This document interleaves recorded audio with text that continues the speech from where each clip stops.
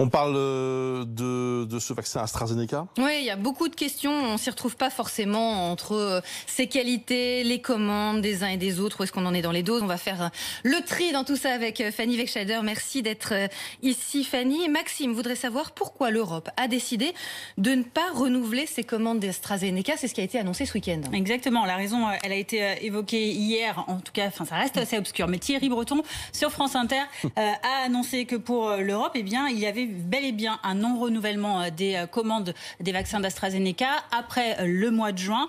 Ça vaut donc aussi pour la France. Alors, est-ce provisoire, est-ce définitif? Là aussi, le commissaire européen a botté en touche, on n'en sait pas plus. Mais une hypothèse est évoquée du côté d'Emmanuel Macron. Hier, il était en déplacement au Parlement européen à Strasbourg et il a évoqué l'efficacité moins importante du vaccin d'AstraZeneca sur les variants, moins efficaces que les 3 autres vaccins autorisés actuellement en France. Ce n'est peut-être pas la seule raison, puisque fin avril, déjà, la ministre déléguée à l'industrie Agnès Pannier-Runacher évoquait ce possible non-renouvellement des commandes. Elle évoquait, les tensions ces derniers mois avec le laboratoire qui ne respectait pas ses engagements de livraison. Et d'ailleurs, la Commission européenne avait attaqué en justice AstraZeneca fin avril. Alors justement, est-ce que c'est un choix économique, une forme de représailles ou un choix sanitaire? C'est la question de Sylvie. Est-ce que l'Europe juge en fait ce vaccin finalement moins bon? Alors on évacue tout de suite la polémique qui a pu émerger autour de ce vaccin mal aimé.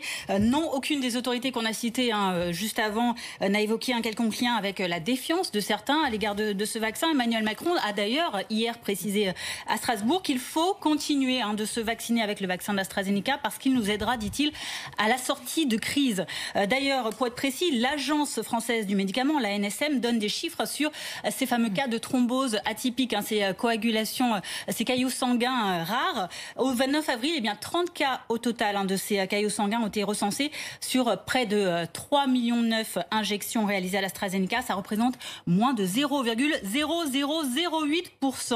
Et il y a eu 9 décès jusqu'à présent en France suite à ces vaccinations. Ça représente 0,00023% du total des injections réalisées. C'est un taux de mortalité extrêmement faible, on le constate donc par rapport aux bénéfices qu'apporte ce vaccin. C'est vrai qu'on a entendu beaucoup de choses sur ce vaccin. On va voir les chiffres très concrètement. Isabelle voudrait savoir où en est la vaccination en France. Est-ce que les doses sont utilisées? Alors selon Covid Tracker, et on remercie encore Guillaume Rosier, au 9 mai dernier, sur les plus de 30 300 000 doses qui ont été livrées, des 4 vaccins, Pfizer, Moderna, AstraZeneca ou encore Johnson & Johnson, AstraZeneca, vous le voyez ici, arrive en deuxième position avec 7 395 000 doses qui ont été reçues ces 3 derniers mois, soit près d'un quart du total des livraisons de ces 4 vaccins. C'est un peu plus d'un tiers du champion que vous voyez ici, Pfizer. Mais selon le gouvernement, 3 millions de doses d'AstraZeneca manquent encore à l'appel.